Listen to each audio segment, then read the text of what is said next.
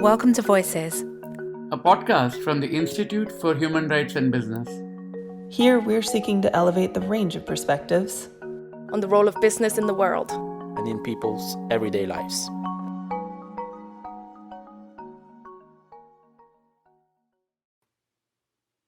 Hello everyone, I'm Annabelle Short of IHRB's Built Environment Programme. It's estimated that between 10 and 30% of investment in infrastructure, so projects like roads, bridges, ports, schools and hospitals, is lost due to corruption and inefficiency. COST is a global initiative to improve transparency and accountability in public infrastructure. Today I'm talking with Chrik Poortman, Chair of the COST Board, and Mauricio da Graça Prado, COST Senior Policy and Research Advisor. Thank you both for joining me on this podcast. Thank you, Annabelle, for inviting us. Thank you so much, Annabelle. Happy to join your conversation today. First, I'd like to touch on the human impacts of corruption. So when people think of corruption, often they might think of illicit payments and inefficiency, but not join the dots to the ways that it affects people in their daily lives. What are some of the ways that corruption in infrastructure projects affect people's ability to lead lives with dignity? Chrik, over to you first. Yes, thank you. Very important question, also for us in COST. And it is true that issues of macroeconomic efficiency, as we call it, have received a lot of attention in COST. And obviously, this is a very important issue. But the social aspects of COST have always been one of the strong underlying reasons to bring, as you say, greater transparency and accountability to infrastructure investment. The links between efficient investment and the people's daily lives are very clear to us. For instance, the quality of infrastructure is important. The use of, say, deficient building materials or construction methods because of corruption, in, for instance, the building of hospitals, classrooms, and public housing, puts lives of humans at risk. And many of those we know tend to belong to the low-income groups. Another example, the choice of infrastructure is important. What particular infrastructure project is chosen and its location can seriously affect its intended benefits. Say, political intervention in this decision-making process can, as we know, result in projects that benefit only the rich and the influential. And then last but not least, we have all heard, at least here in the United States, of things like the bridge to nowhere. And for instance, in the development community, allocation of resources to more affluent neighborhoods at the expense of the poor. Taxpayers, the majority of which are these low to middle income families, deserve value for money with respect to infrastructure investment. And as we know, corruption leads to waste and excessively costly projects. Absolutely. And then filtering money off in many ways that could be actually allocated in ways that are more aligned to what people need. Correct. And in terms of the scale that we're talking about here, Maria, did you want to touch on like one or two examples that really show what the sort of hard edge of corruption in infrastructure looks like? Yeah, I think, coming from Brazil, I think is one case that gained really pretty much all the headlines lately was the Odebrecht case, which really shows a lot how big and how really sophisticated those corruption schemes in infrastructure they can get. So Odebrecht really involved 12 countries, 2 different continents, all this massive scheme of kickbacks to the point that they even developed this bribery department inside of the Odebrecht to pay officials and the intermediaries. But I think coming back to your point, to Chrik, I think it's not only about those massive headline cases that we see in the media, but corruption is really in the individual projects. And I think our work in COST is really trying to connect those dots that you mentioned, how the corruption really is affecting the day-to-day life. And just to give you an example from our work in COST, by reviewing some of the road projects in Malawi, for example, we just really could see some same patterns of contracts being awarded to the same contractor without competition, just direct award. Or even when tender happened, those tender conditions were really tailored to favor that same contractor. In one case specific, I remember after the contract had been awarded, the cost really increased eightfold after that without really having much reasoning. It was just kind of very known that that contractor was really receiving preferential treatment, was receiving big shares in public work. So, and at the same time, I think what's important is that we're not saying about lack of competition for the sake of lack of competition, or like it's not only about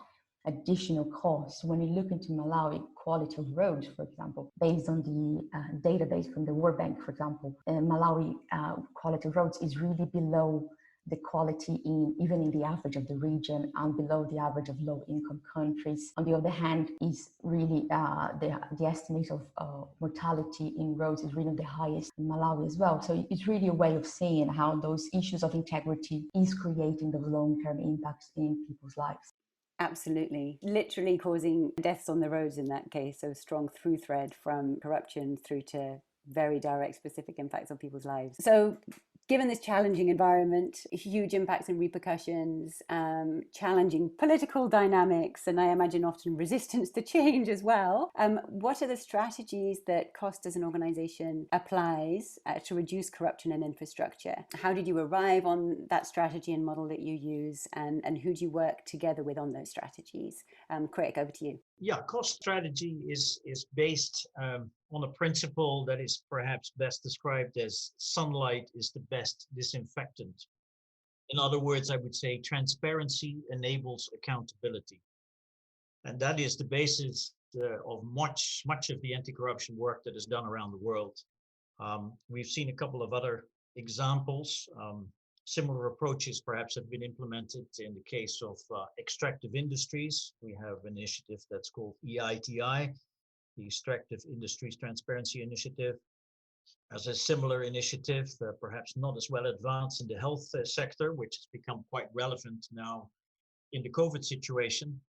And the internationally, I would say the anti-corruption community has focused on specific sectors where there is known to be a serious risk of corruption, and the infrastructure sector is very much top of that list. Now, the strategy is based on 4 pillars, maybe the best way to describe it. Item number 1, and I made reference to it, is disclosure of project information. Information about a project and all the way from conception to final completion.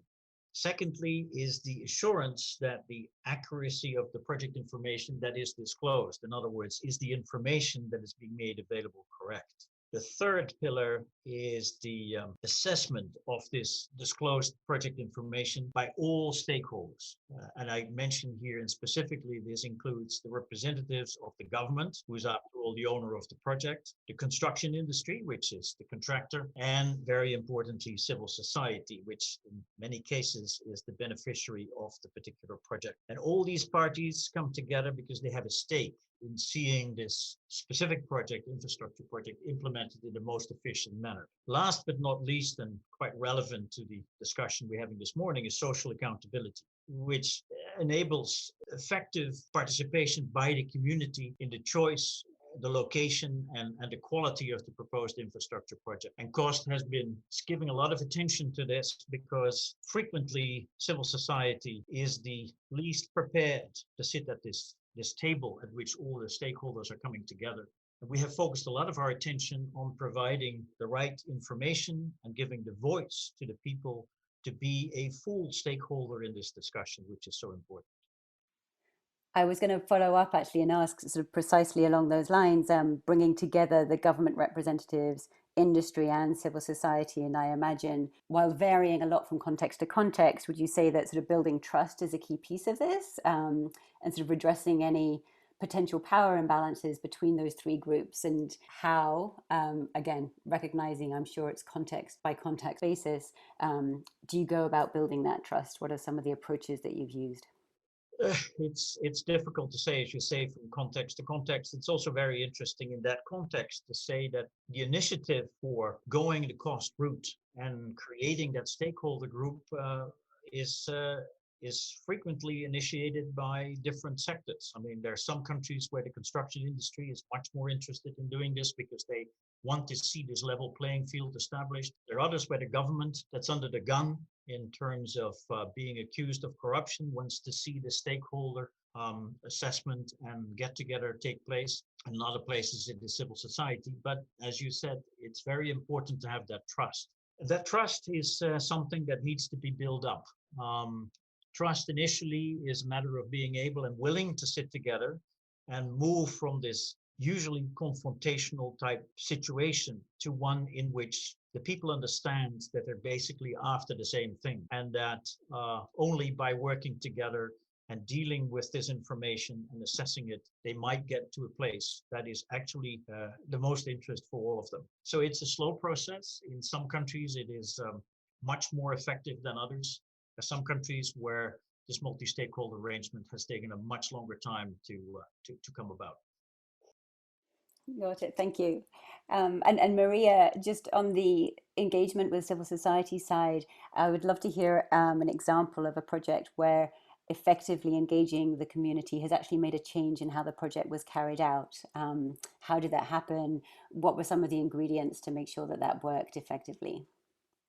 Yes, I'm going to mention the example of COST Thailand, because I was there for a case study, so I really was able to see that, witness myself, how the community engagement developed a positive impact in terms of project development in long terms and changing more in behavior and positive impact. So as Chrik was mentioning, one of the pillars, of the COST programs is assurance, which is those, the review of the specific sample projects for seeing the level of transparency, disclosure of information, and also red flagging some issues of concerns or specific problems in terms of implementation. So in Thailand, the assurance team, which is an independent team, what they, when designing the assurance process, they decided to incorporate as part of assurance a process of community engagement. And in conjunction with the multi-stakeholder group that oversees the program, they decided that it would be important just to also to hear from communities so they could get their input, their insights, and help to really map out what the red flags could be, the issues of concern could be. But I think what was particularly important in the context of Thailand was that because hearing from communities is not something that happens either as part of their regulation or the procurement legislation or as a practice. So it's something that it simply doesn't happen, is not commonly. So this was incorporated as part of assurance, even to fill in that gap. So that started in 2018. Initially, the idea was that because the assurance team was already going to talk to critical entities in charge of those projects and also the contractors. And just quickly, what was the project that was being built? What kind of project was it? It's a sample of projects. So they selected, the multi-stakeholder group and the assurance teams, they selected samples. So it's a combination of different locations, different sizes, and different kinds of projects. So it goes from hospitals or irrigation projects and small energy. So it's a bit of sample. So they can cover 10 to 12 projects a year. So they do an in-depth review and can get a better understanding of what's happening. So, and then the idea, what it was originally to be a meeting individually with each of the sectors, they end up developing as a joint meeting. So end up getting with all the stakeholders together. So the procuring entity, the contractor, and what it was initially envisioned as the community leaders end up being, actually the invitation was extended to the whole community. And that's how it came and it started being developed. And I think one point is really interesting because Thailand is that they also transmit live those meetings on Facebook, which means that if community members then cannot attend for any reason, they can still watch it live on Facebook. or even that afterwards the material is uploaded on cost social media channels. So it creates some form of engagement even afterwards. So give more attention and visibility to those facts. And keep it on that. I think it's not only creating space, a neutral space for community to really voice their opinions and express their voice and really what they think about how the project is being implemented, but it's really changed the way how procurement entity engage with the communities, how contractors engage with the communities, and how communities see themselves as engaging with these other actors. And this is really impacting on projects. The kind of changes we're seeing is not only in the way the projects are implemented. So we're seeing simple changes, but actually big changes that really resuming communication, because they were, for example, they were not communicating or not informing communities if there were, for example, there was shortage of water or roads without being blocked because of work on site. So they end up actually agreeing with the schedule beforehand with communities, really announcing plans and really getting an agreement with communities, which really reduced a lot the level of conflict during implementation of the project. Interesting. So the sort of procurement side and the contractors, you sense that for them, they're realizing, actually, this makes a lot of sense to do it this way, even if they hadn't thought so initially. Yeah. Yes, and also in terms of even the design of projects, we've seen in those cases that because of the community meetings, the community putting their own voice on that, there is even changes in the design happen. So we saw cases when drainage system ended up being incorporated. They have more public lights being put there for more safety in the roads, or even more footpath. So just changing in the design of projects as well. So, I think if you just saying about your point into the ingredients, I think, in my view, at least two key points are here explain why it's being successful. It's just one that I mentioned is just the idea of this neutral, safe space for dialogue and for communication. But a second one that I think is very key in this point is the role of assurance team really working as a mediator and really bridging the knowledge and the technical differences between the different sides and helping to translate issues, particularly in a sector that is highly technical and you have asymmetries. I think the assurance team really helped in that, working as this mediator and communicating from side to side and accommodating and helping them to find middle ground and really resuming communication.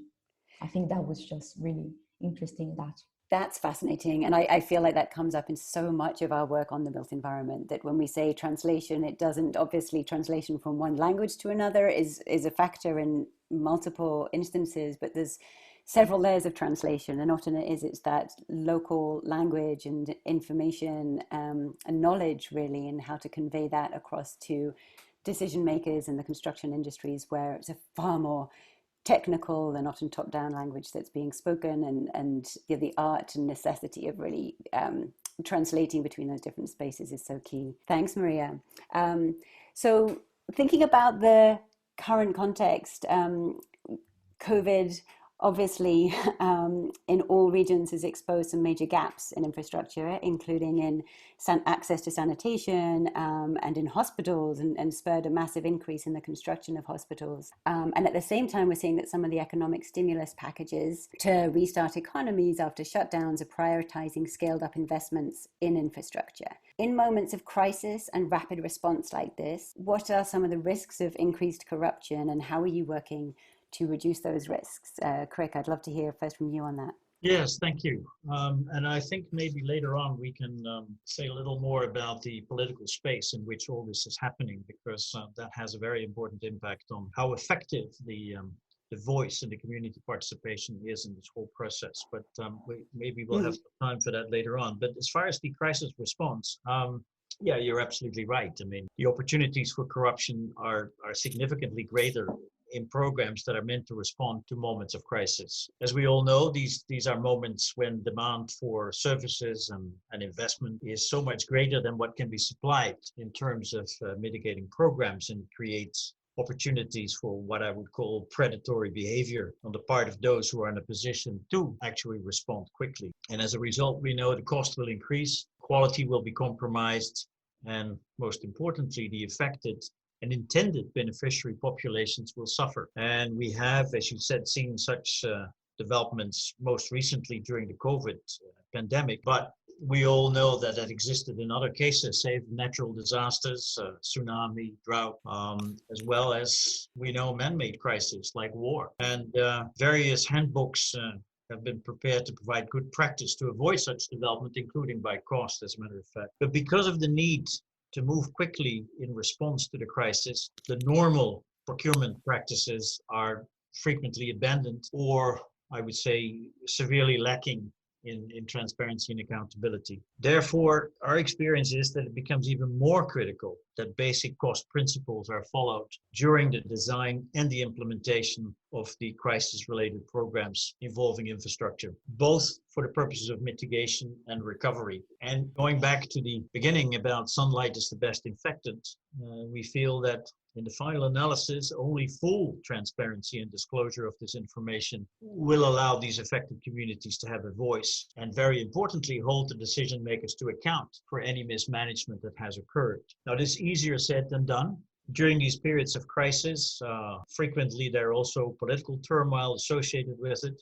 So this is not by all means an easy thing to implement, and there are many other regulations and procedures that can be applied. But during these moments of crises, usually these moments are also moments where government's influence is limited, and where indeed a rather untransparent and unaccountable behavior occurs. So that's about the way in which in cost we have also worked towards procedures and processes that can be implemented and have been implemented, say in the case of COVID, very successfully. What are some of those strategies that you've been able to roll out? It's going back to basics. I mean, it's saying this is very much focused on the procurement and saying that these four pillars need to be looked at. And the interesting thing is that in countries where the cost program works and where these pillars are actually in place, these procedures have actually been very easy to transfer to procurement of, say, not only infrastructure related investment, but also for medicines or for other health related expenditures. So these procedures work, and they are giving a certain degree of confidence that this predatory behavior, as I call it, will be limited. Interesting. Yeah, it goes to the need for a sort of long-term dedicated work over time to embed these procedures where hopefully then they stick in moments of crisis, or can be adapted, and those relationships have been built up as well. So looping back to the political space that you were saying, obviously that is key in terms of communities being able to have their voices heard.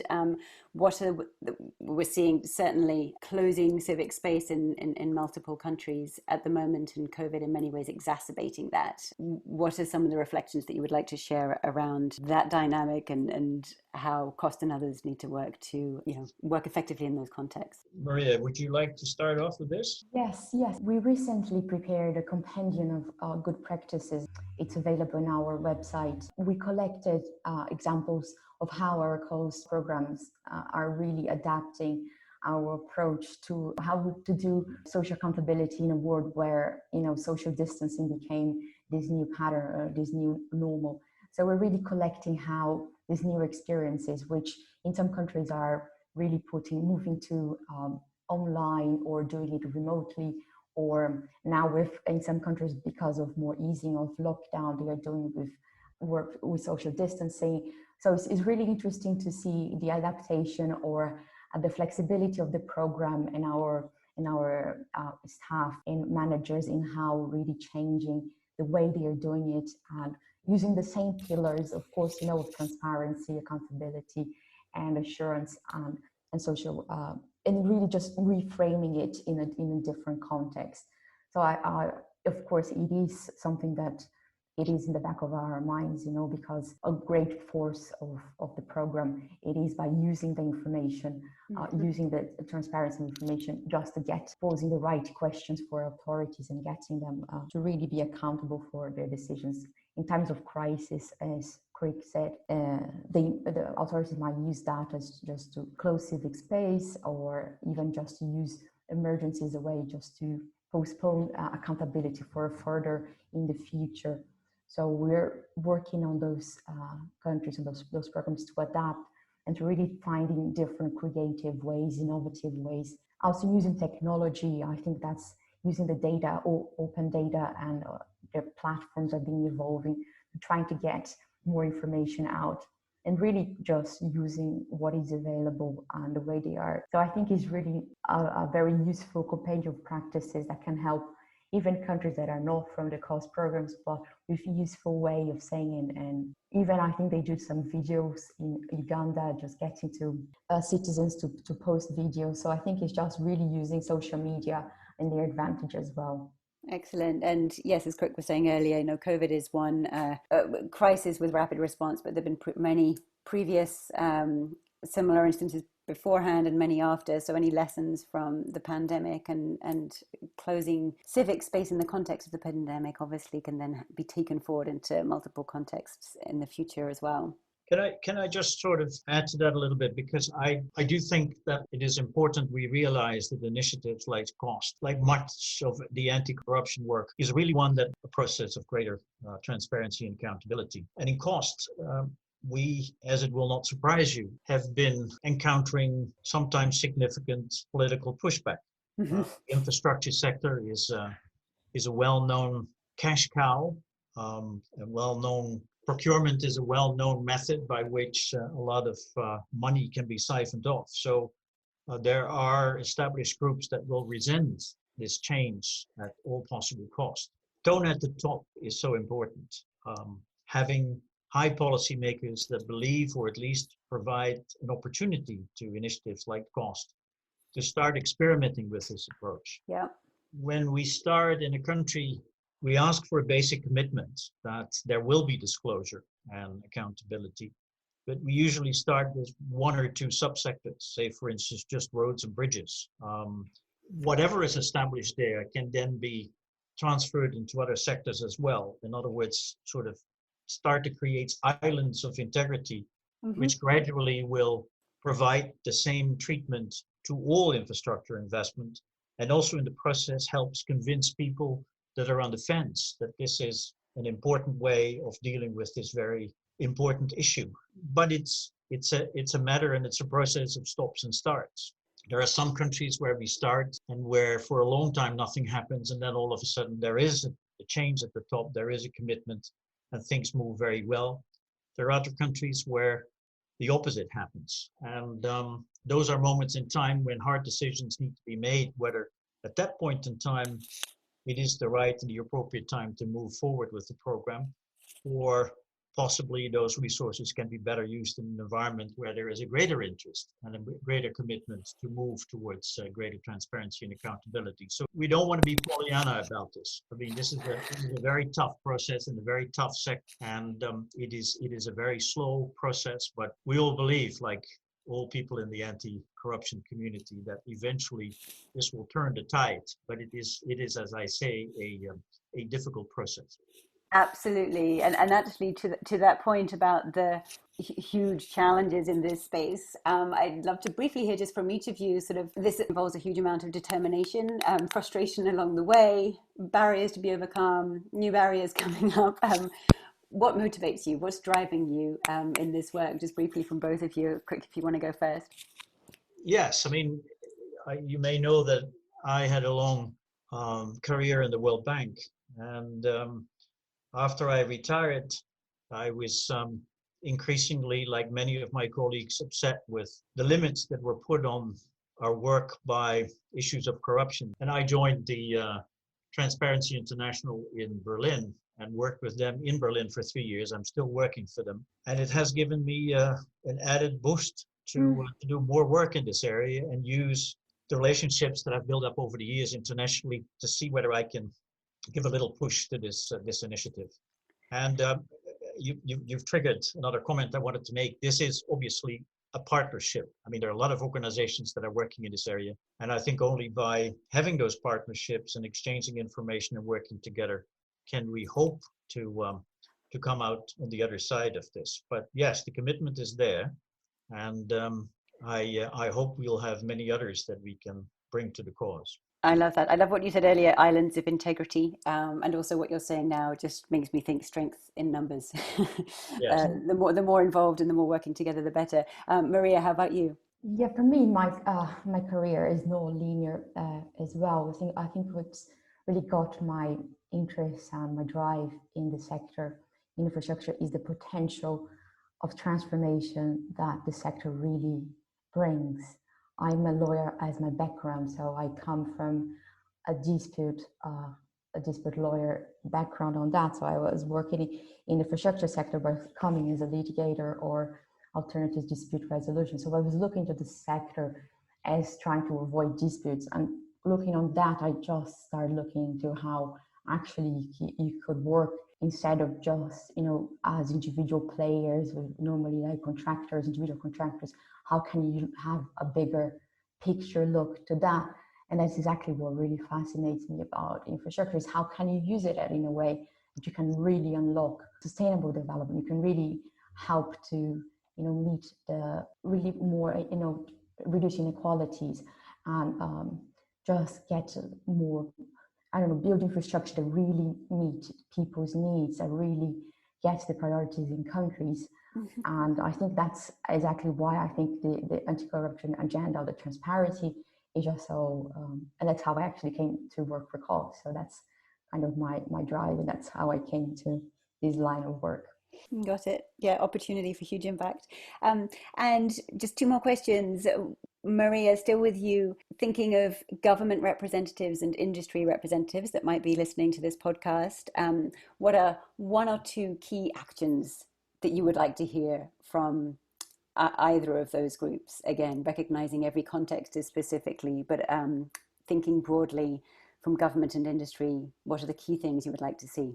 Yeah, I think one stage, the initial stages of project development, so the project identification and project selection, these initial stages that are really, we don't know much about it. So at the same time that tender procurement really receive a lot of attention, really put a lot of efforts to understand better the dynamics on that. Those planning stages, the decision making behind it, we still don't know much about it. It still remains on this black box of how the political dynamics behind it, how projects are selected, why they are selected, where the investments make to this area or that area, why this kind of project and not that. And as Chrik mentioned before, this has huge consequences because it can create and perpetuate inequalities in different regions. It can really create those situations of roads to nowhere, those white elephants. These projects are completely not coordinated, not integrated. So really looking to better those initial stages, these planning stages, and understanding what is behind those decisions. I think that's getting more visibility on this is something that I'm more interested to get more attention on. Absolutely. Also something we've been emphasizing through our work on the life cycle is that the earlier action, always the better, and leverage just decreases the further along a project life cycle or planning process you get. So really that early action is so key. Wonderful. And then finally, Chrik, you started off by talking about sunlight being one of the best disinfectants, or the importance of transparency. Obviously, media and very localized media has a key role to play there, both in terms of sharing information out, but then I imagine also on the accountability side. Are there ways that Costa is working with local media organizations, and do you see areas of hope and potential expansion there in that work? Either of you jump in.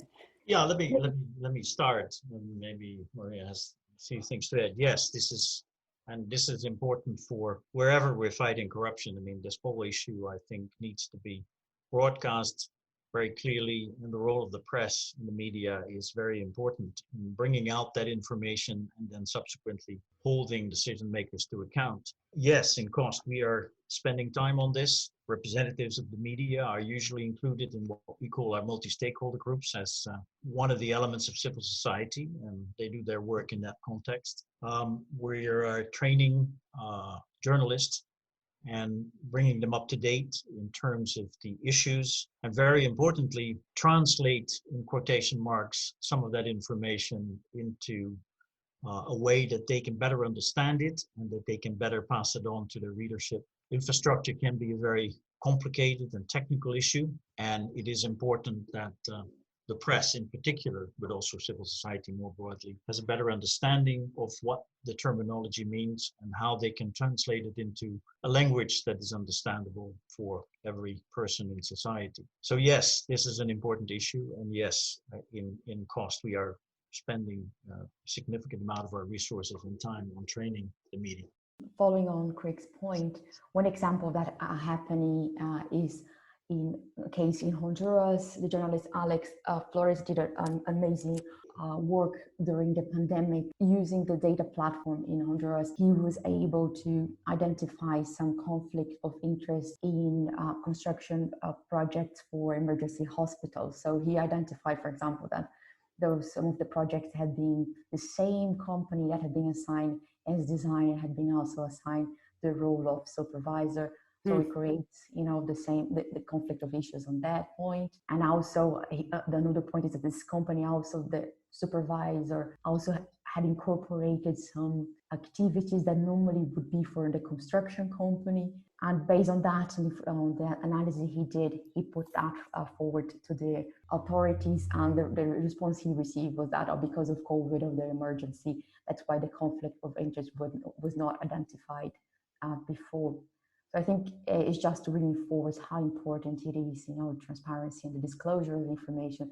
So you can have civil society, media, really look into that and getting possibility to identify those red flags, those gray areas for corruption, and asking the right questions to the authorities. And I think what, just to finalize, is just one point that the journalist mentioned when he told us this story, is that it was the difficulties and challenges he had to do his analysis, because he had to literally just download all the information and assess all contract by contract and do his own conclusions and findings. But now with technology evolving, and you have more data analytics tools that can be really embedded in data portals, for example, and this kind of analysis can become automated. So which means that red flags like this can be easily identified by civil society and media, which is something that already occurs in our programs in Ukraine, in Uganda, for example, and something that using this kind of data analytics is something that cost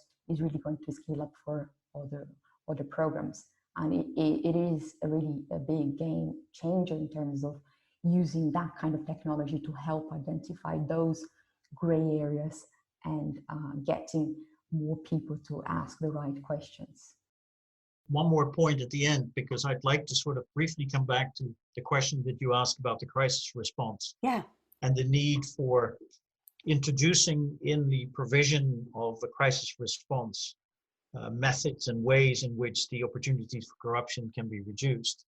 And in that sense, what has happened in COVID is strange and ironic in a sense, because there is an enormous amount of resources that is being put into fighting the COVID pandemic, and there will be a lot of resources put into this mitigation and stimulus program. At the same time, by having all those resources go to COVID-related programs, a lot of other programs are not receiving the kind of attention and definitely funding that it needs to be able to play that role that we mentioned is so critical. And I will not hide from you, its cost, but also other initiatives like that have been severely affected by reduction in resources that they can bring to bear on these issues. And I'm terribly worried that that will just postpone the issues, and the next crisis rolls around and there still will not be those procedures in place to deal with these nefarious effects of the issue of the crisis. So I hope that those that are sponsoring or those that are supporting either financially or otherwise these kind of initiatives appreciate that one goes with the other, and we shouldn't take our eye off the ball, that the long-term fight with corruption is there, and it needs to continue to be provided with the assistance it needs to step up to the plate when it's really needed. Absolutely. It takes long-term and significant investments. Correct. Even when we're not in the midst of crises, absolutely. Correct. Maria, anything else that you'd like to share as final thought from your side? No, I think for me, we discussed, just thank you very much for the opportunity, Annabelle. It was a really interesting conversation. Really glad to have here this time with you and Chrik. Yes, thank you very much. Chrik, Maria, thank you both so much for joining me today. You've shared clear insights on the scale of corruption in infrastructure, its impacts on people, and the importance of long-term work and collaboration to tackle it. Listeners can access costs, materials, and toolkits on their website, infrastructuretransparency.org.